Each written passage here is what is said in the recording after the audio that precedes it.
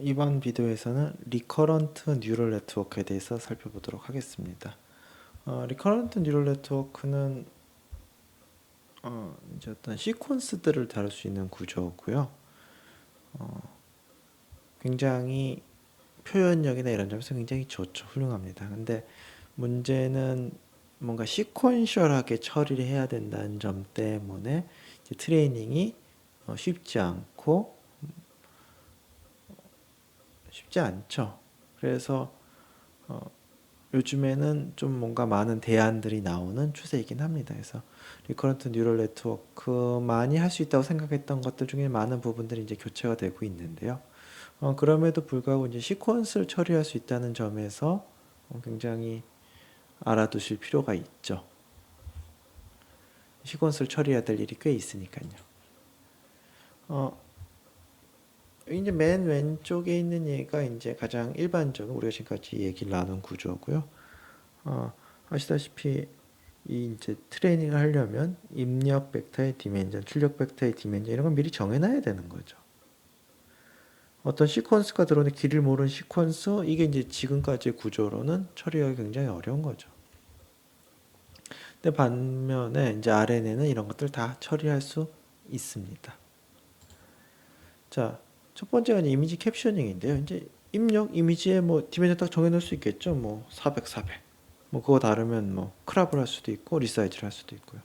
근데 거기에 대한 캡셔닝은 이제 그 이미지를 이제 어떤 말로 기술을 해야 되는데 몇 개의 단어가 될지는 절대로 알 수가 없죠. 뭐 50단어 이하고 뭐 없으면 빈칸 뭐 이런 것도 가능하긴 하지만 이게 이제 시퀀스 이제 이걸 뭐 문장으로 기술한다고 했을 때 그 길이에 대해서 미리 정해진 게 사실은 좀 이상하죠. 그 다음에 이 두 번째는 뭐 트위터 같은데 글을 썼을 때 이게 이제 어떤 감정 상태가 어떤지 구별하는 문제가 있다고 했을 때 입력이 몇 단어일지 알 수가 없죠. 이것도 뭐 억지로 뭐 50단어 적어놓고 뭐 트위터 같은 뭐 제한이 있긴 하지만 뭐 뒤에 거 뭐 부족하면 뒤에 너를 채우는 이런 방법도 있긴 하겠지만 시퀀스를 다루는 데 있어서 지금까지 얘기한 구조가 자연스럽지가 않죠. 뭐 트랜스레이션 입력 시퀀스의 길이가 얼마가 될지는 알 수가 없고 출력 시퀀스의 길이도 마찬가지죠. 뭐 프레임별로 뭘 구별을 해야 된다. 이 경우도 입력 출력 뭐 개수는 같지만 입력 시퀀스의 길이가 얼마일지는 미리 정할 수가 없는 거죠. 그래서 이런 상황이 이제 쓰기 시퀀스를 다루기에 적합한 구조가 리커런트 뉴럴 네트워크입니다. 일반적으로 이제 타임 스텝 땅땅땅 가면서 각 타임 스텝별로 뭐 결과를 내보내는 거고요. 그 결과 중에 일부만 사용하고 뭐 일부는 버릴지 이런 것도 이제 상황 따라 다르긴 한데요. 기본적으로 각 타임 스텝마다 결과가 나오는 거죠. 그래서 이런 구조로 보통 얘기를 쓰는데요. 뭐냐 하면 우리가 이제 논리회로 이런 걸 배웠던 분은 이제 컨비네토리얼 로직과 시퀀셜 로직이 있었죠. 컨비네이션 로직은 입력에 따라서 출력이 결정되는 거고 시퀀셜 로직은 내부 어떤 스테이트가 있는 거죠. 그래서 출력이 입력과 스테이트에서 결정이 되는 거죠. 그래서 이 그림으로는 입력과 스테이트에 의해서 내부 스테이트가 업데이트되고 출력도 결정이 되는 거죠. 그래서 이게 이제 RNN 구조가 되겠고요. 각 타임 스텝별로 같은 파라미터 쉐어에서 쓰고 있습니다.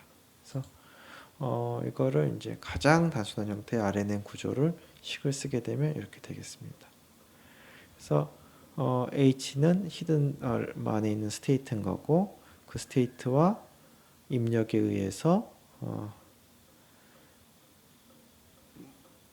그래 논리적 윤수 통과해서 내부 스테이트가 업데이트가 되고 뭐 그거에서 출력이 나가는 구조입니다. 이거보다 뭐 복잡한 구조도 있지만 기본적으로 이 구조입니다. 그래서 지금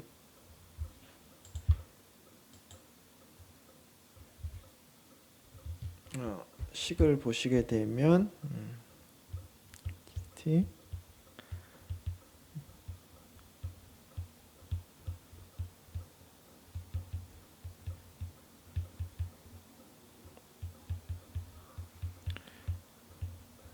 자, 뭐 요렇게 변수 이름 썼다는 게 이제 은연중에 로 벡터 느낌이 나도록 썼는데요. 뭐 지금은 그냥 컬럼 벡터, 제가 이제 이걸 수식으로 쓸 때 컬럼 벡터 기준으로 생각하시면 좀 되겠습니다. 이렇게 썼는데 이것도 이제 조금 바꿨었으면 우리가 이 입력을 컨캐트네이션 시켰다고 보면 사실은 그냥 전형적인 리니어 레이어인 거죠. 그 다음에 뭐 탄젠트 h를 뭐 쓰는 이유는 스테이트가 이제 플러스 마이너스 이제 음수값도 가질 수 있도록 하기 위해서 탄젠트 h를 많이 쓰죠. 그리고 요 결과에 대해서 자 출력을 내보내겠습니다. 이게 RNN의 기본 구조고요. 자 XT가 들어가면 뭐 HT가 업데이트가 되고 뭐 YT도 나오고, 또 다음에 XT 플러스 1 하면 업데이트 되고 YT 플러스 1 나오고, 이런 구조인 거죠. 내가 입력을 넣으면 그 출력이 한 번씩 나오는 거죠.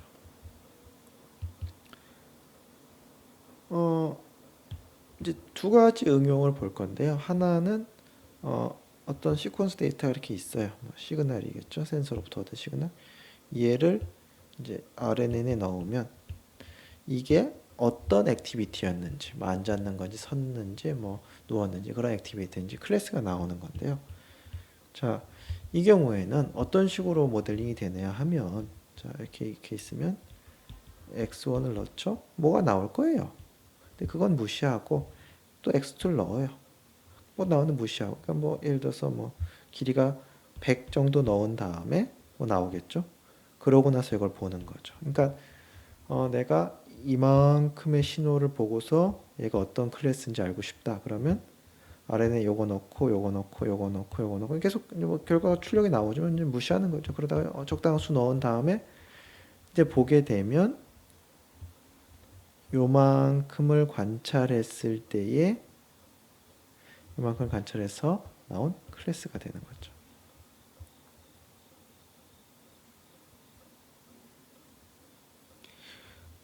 그러면 이제 질문이 이런 상황에서는 이걸 도대체 어떻게 트레이닝 시키나? 그러니까 RNN의 구조에 대해서는 뭐 아까 전 페이지에 보셨는데 그걸 어떻게 트레이닝, 내부적으로 이렇게 뭐 이렇게 들어가고 어떻게 트레이닝 시키나? 이런 질문이 드는데요.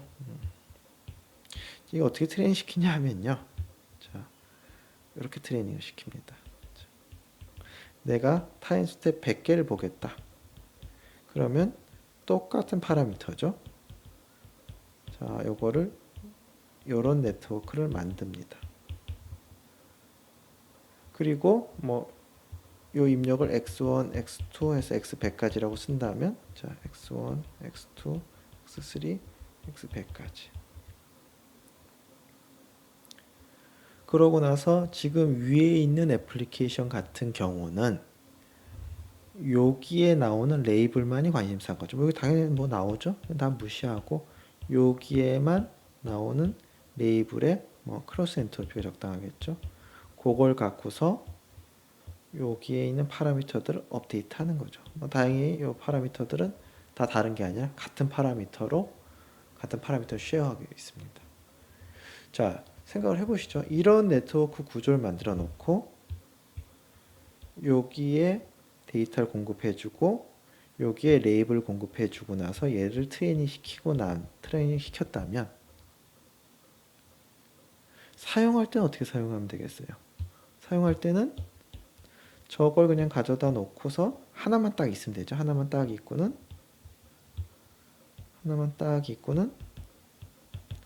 x1 넣고 x2 넣고 x3 넣고 짱짱짱 한참 넣고 계속 무시하는 거죠. 왜 나오는 거. 그다가 이제 내가 적당히 넣었다고 생각하면 그때 이 값을 보면 얘가 요 시퀀스를 이렇게 본 결과인 거죠.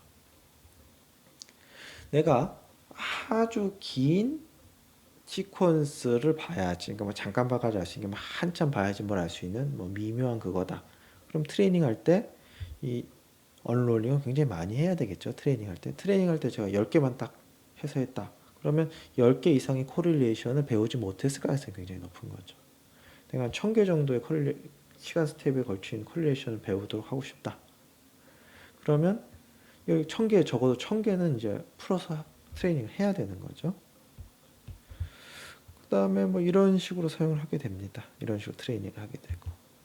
그래서 RNN을 사용하는 첫 번째 방법은 클래시피케이션 같은 경우는 적당한 내가 뭐 이렇게 신호가 있으면 자, 이만큼 보고서 클래스가 뭐다. 이만큼 보고서 클래스가 뭐다. 이만큼 보고서 클래스가 뭐다. 이만큼 보고서 클래스가 뭐다. 그런 걸 처리하는 걸 RNN으로 달성하고 싶으시면 아까처럼 이렇게 만드시고 여기에 넣어 주신 다음에 여기에 나오는 게 내가 원하는 클래스가 되도록 여기가 되는 거고 요만큼의 타임 윈도우가 잘려서 이렇게 들어가는 게 되겠죠.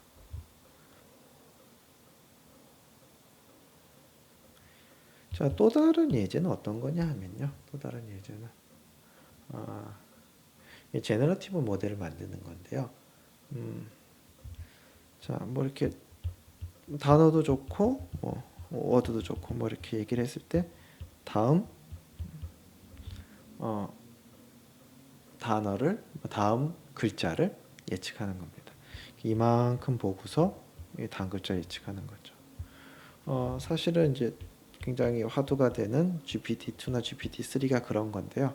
GPT-2나 GPT-3 한번 데모를 잠깐 보고서 다시 말씀을 드리도록 하겠습니다. 이게 이제 GPT-2의 데모인데요. 뭐냐 하면 지금 두 단어가 들어가 있죠. 이게 RNN은 아닙니다. RNN 트랜스포머 모델을 쓴 건데요. 우선은 뭐 RNN으로도 이런 것도 할 수 있다고 생각하시면서 보시면 되겠습니다. 자, 두 단어가 이제 이거를 넣은 거고 다음 단어를 넣은 거고 그러면 그 다음 단어로 뭐가 나올지 이제 추천이 나오는 거죠. 요걸 고르게 되면 얘 들어갔고 얘 들어가고 얘 들어갔죠. 그러면 또 다음 거로 추천이 나오는 거죠. 그 다음에 또 추천, 또 추천, 또 추천. 됐죠. 그러면 자기 혼자 뭔가 얘기를 하는 거죠. 뭐 소설 쓰는 뉴럴 네트워크라고 할까요? 소설은 아니지만요. 이런 게 이제 랭귀지 모델링인 거죠. 자, 지금까지 요거 들어가 했을 때 다음 게 어떤 분포가 되는지. 자, 가장 확률이 높은 걸 골라도 되겠지만 뭐 확률에 비례해서 샘플링을 해도 되겠죠. 뭐 말을 만들어내고 있습니다. 자, 이게 이제 GPT-2인데요. 뭐 기능 측면에서 이런 거랑 비슷한 거라고 생각하면 되겠습니다. 이게 어떻게 구성됐는지는 이제 뭐 따로 하겠지만 기능 측면에서는 비슷하다고 생각하시면 되겠습니다. 자, 그걸 만들고 싶은 거죠. 자, 그러면 이거 어떻게 하면 되느냐, 이걸 만들고 싶으면. 자, 사용할 때는 요만큼 보고서 요거 뭐 추천이게 뜨면 그 중에 하나를 골라서 붙여주고 또 그걸 입력으로 넣어야 되겠죠. 그러면 이만큼 보고서 다음 거 추천이 뜨면 그 중에 하나 골라 넣어주면 또 다음 거 추천 뜨고 이렇게 진행이 되는 거고 이걸 트레이닝 할 때 어떻게 하면 되냐 하면요. 자, 우선 내가 요만큼 중에 얼마큼 볼지는 이제 정해야 되겠죠. 아까처럼 뭐 25단어를 보겠다. 뭐 25, 뭐 글자 나오는 거라면 25 캐릭터를 보겠다. 있겠죠. 그럼 그거만큼 풀어 헤칩니다.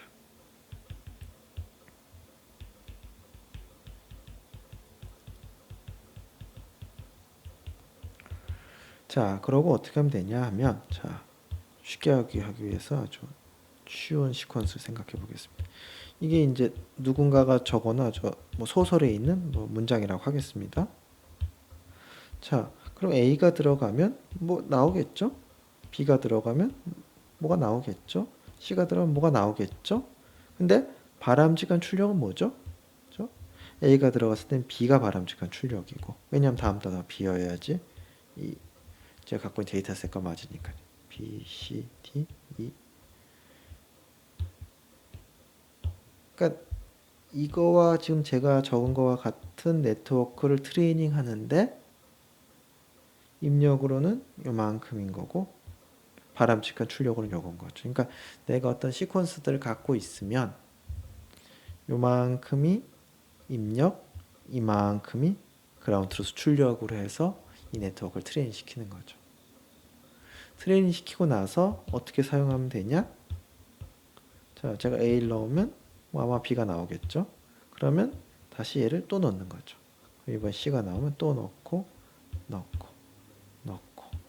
이런 식으로 사용합니다. 이거는 랭귀지 모델이기도 하고 제너러티브 모델인 거죠. 앞에 말씀드린 거는 디스크리미네이티브인 거고, 그래서 뭐 RNN으로 이런 거 둘 다 할 수 있다.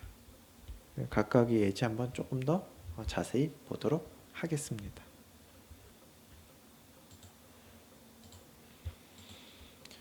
지금 보는 게 휴먼 액티비티 레커그니션인데요. 우선 동영상부터 잠깐 보시죠.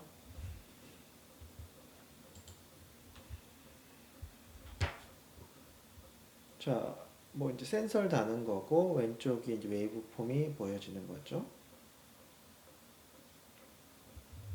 앉을 때 9종류의 센서로 알고 있습니다. 설 때,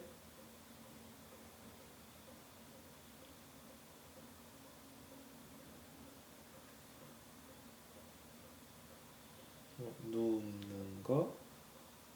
그러니까 저 웨이브 폼을 보고서 저 액션이 뭔지 알아야 되는데 액션 종류가 뭐 6, 7개쯤 됩니다. 뒤에 이제 코드 보면 자세히 나와 있겠지만.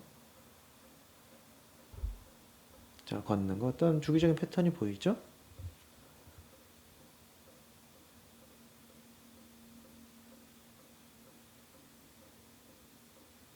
자, 여러분한테 저런 웨이브 폼을 주면서 클래스를 구별하라. 그럼 이제 자연스러운 게 뭐 이제 지금 상황에서 뭐 과거 2초, 3초 정도 보고서 판단을 하는 거고요. STM-RNN 입장에서는 저 타임 스텝에 따라서 땅땅땅 신호를 넣은 다음에 적당히 넣은 다음에 결과를 보는 거죠.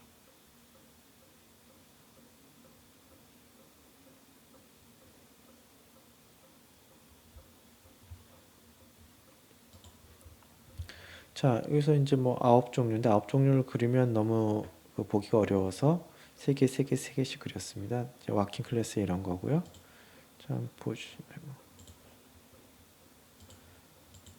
보시면 이제 뭐 9종류의 센서인 거고 특징이 좀 다 다르죠. 자, 걸을 땐 이렇고 아래로 내려갈 땐 이렇고. 자, 보시면 뭐 앉을 때 뭐 특징이 있네요. 서 있을 때, 자, 말 특징이 있는데요. 자, 한번 코드를 보도록 할까요? 우선 센서 종류는 9개, 그 다음에 레이블은 6개네요. 6개. 뭐 데이터 다운받아 가지고 하는 거고요. 자, 뭐 데이터 읽는 부분이고, 자, 뭐 데이터 읽은 다음에 이제 뭐 항상 강조를 하지만 어떤 식으로든지 그려보든지 뭐 통계적으로 평균과 표준 편차를 구해보든지 데이터 갖고서 좀 어느 정도 작업을 해야 되는 거죠. 너무 숫자로만 보고서 그런 거 없이 진행을 하면 좀 뭔가 실수를 하기가 딱 좋죠. 이런 특징이 있고 보는 거죠. 그렇구나.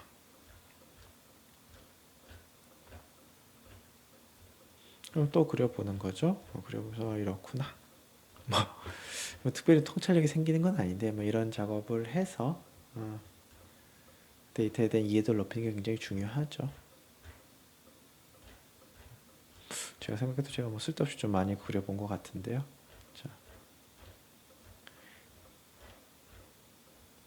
자, 그렸습니다. 그다음에 이제 여러 가지 파라미터들을 설정해 주고 단계고요. 자, 여기서 이제 뭐 x가 들어오게 되면 뭐 트랜스포즈, 리쉐입 이런 부분이 들어오는데요. 한번 요거에 대해서 한번 생각을 한번 해볼까요?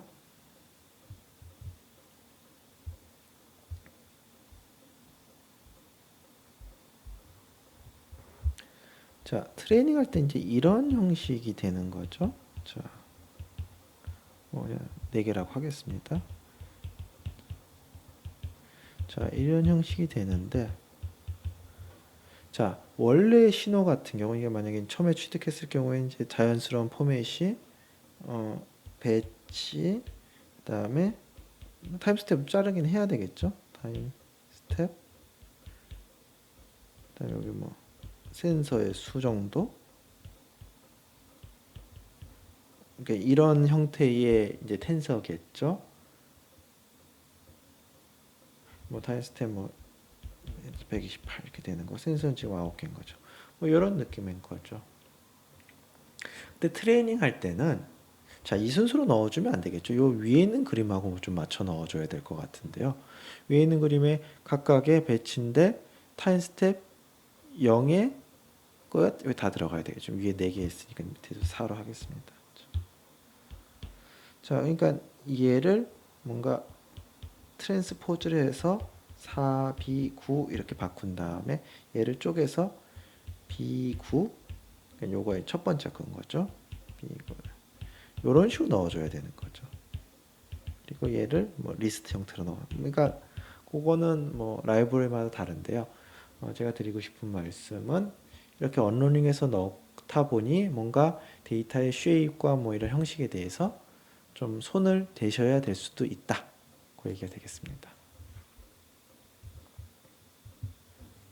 그래서 뭐 그런 내용인데요. 여기서는 특히 이제 밑에 뉴럴네트워크 한번 통과시켜서 레이어 하나 통과시켜서 넣을 거라서 조금 더 손이 더 많이 갔습니다. 아무튼 스플릿 써가지고 보시면 스텝과 배치 사이즈 히든 뭐 이렇게 해서 넣었습니다. 그다음에 이제 LSTM 셀 2개 만들어서 2층짜리 RNN이네요. 뭐 LSTM 앞으로 배울 거고요.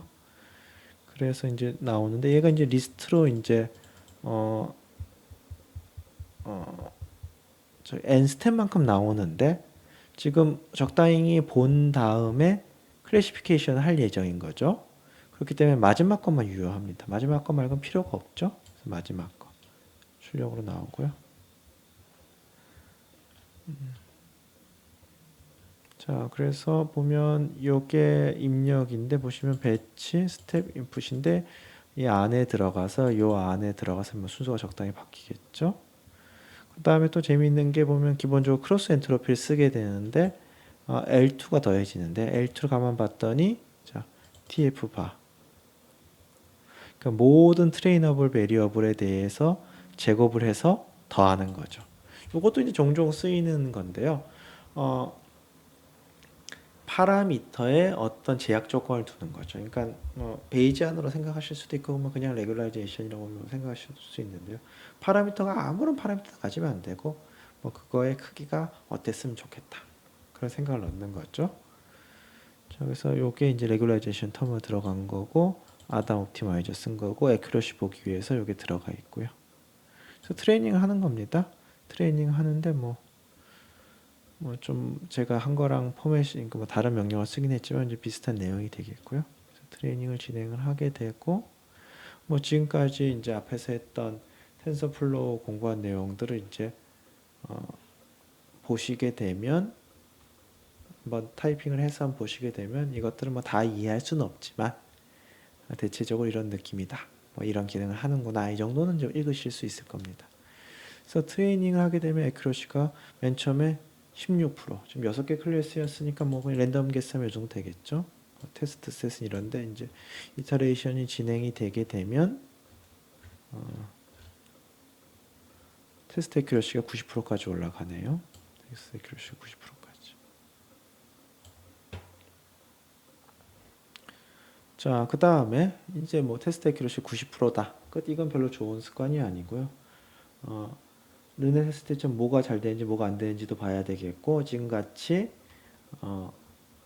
클래스가 이렇게 있으면 컨퓨전 매트릭스를 구해보는 게 되게 좋죠. 컨퓨전 매트릭스 뭐 구하는 거 여기서 우선 뭐 로스가 어떻게 되는지 그려봤는데요. 트레이닝 로스 감소하고 테스트 에큐러시 뭐 증가하고 이런 것들 볼 수 있죠. 그래서 이런 것도 이건 뭐 저 같은 경우는 텐서 보드로 보는 게 더 좋을 것 같은데요. 요거는 이제 모아서 봤고요. 여러분도 트레이닝 할 때 이제 이거 보는 게 좋죠. 그러다가 뭐 영 아니다 싶으면 중단을 해야죠. 그렇죠? 그리고 뭐 뭐 중간에 그림 같은 것도 찍어 보면서 뭐 인사이트도 얻어야 되고요.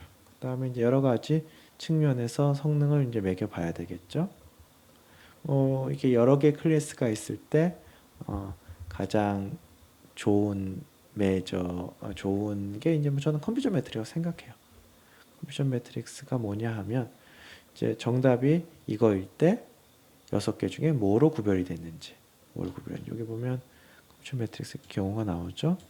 자, 전체 중에서 와킹이 지금 뭐 요만큼인데 다 합친 것만큼 있는데 요거로 12개, 요거로 10개로 이제 착각을 한 거죠.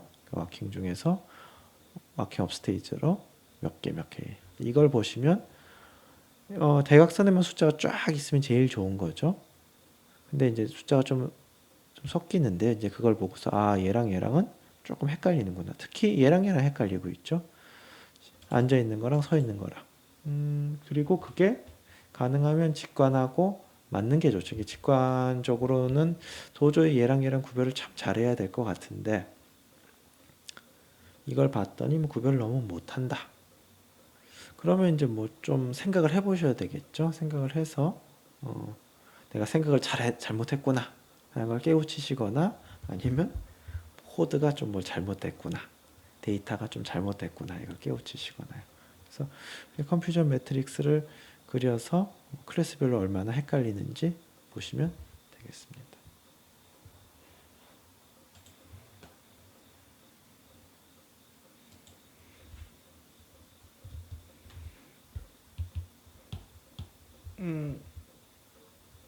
지금 한 가지 이제 RNN은 리커런트 뉴럴 네트워크, 이제 방금 보여드린 이제 가장 단순한 형태고, LSTM은 뭐 이제 롱 숏텀 메모리 해가지고 이제 앞으로 할 구조인데요. 제가 파악하기에는 얘가 이제 좀 두 가지 뜻으로 쓰이는 거죠. 하나는 방금 했던 것처럼 아주 단순한 그 구조를 RNN이라고 하기도 하고, 뭐 특히 그 경우 이제 앞에 바닐라라고 붙이긴 하는데요. 그렇기도 하고 또는 이런 리커런트한 LSTM까지 포함해서 이런 거 뭐 GRO 어떻게 이런 것들 다 포함해서 RNN이라고 하기도 하고, 그러니까 문맥을 보고 판단하셔야 되는데요. 그러니까 아주 구체적인 그런 단순한 네트워크를 RNN이라 하기도 하고, 이것처럼 리커런트하게 뭘 하는 이제 어떤 방법들의 전체를 RNN이라고 부르기도 합니다. 그건 이제 문맥을 보고 판단하시면 되고요. 또 한 가지 말씀을 드릴게. 이제 웨이브 폼이 있으면 제가 이만큼 들어가서 여기서 판단을 하는데요. 사용할 때는 계속 넣을 수가 있겠죠. 계속 넣는 거죠. 그러면서 계속 출력이 나오는데, 그럼 이 출력을 어떻게 해석하면 되냐 하면, 여기까지 넣었을 때 나온 출력은 이만큼 본 거를 보고서 클래스를 준 거고, 그 다음 출력은 이만큼 본 거 갖고 클래스가 나오는 거, 그 다음 이만큼 본 거로 클래스, 이만큼 본 거로 클래스. 그렇죠. 그러니까 아주 자연스럽게 우리가 타임 윈도우를 쓰는 거죠. 아주 자연스럽게. 그러니까 뭐 이렇게 시퀀셜 데이터 정을 처리할 때 우리가 RNN을 안 쓴다 그러면 뭐 가장 쓸만한 만만한 방법이 이렇게 있으면 요만큼 끊어서 요거를 뭐 뉴럴 네트워크에 넣는다든지, 여기서 끊어서 요걸 피처 익스트랙션해서 뉴럴 네트워크에 넣는다든지, 이렇게 타임 윈도우를 갖고 끊어서 판단을 하죠. 뭐 그게 현실적으로 계산량이 적은 문제도 있지만 이게 무한히 많이 본다는 게 의미가 없죠. 뭐 1시간 전에 무슨 신호가 들어왔는지가 지금 클래스랑 무슨 상관이겠어요. 그래서 적당한 타임 윈도우만 보는 게 맞는데, 이거를 RNN 구조를 안 쓰고 하게 되면 끊어서 내가 명시적으로 끊어서 처리를 해야 되는데, RNN 구조를 쓰게 되면 내가 트레이닝 했을 때 그 타임 스텝 그 정도의 코릴레이션만 고려를 하기 때문에 자연스럽게 계속 신호를 넣으면 클래스가 땅땅땅 나오고, 이 클래스는 적당히 타임 에버리지 된 스무드한 변화가 나오겠죠. 그래서 그런 식으로 사용하시면 되겠습니다.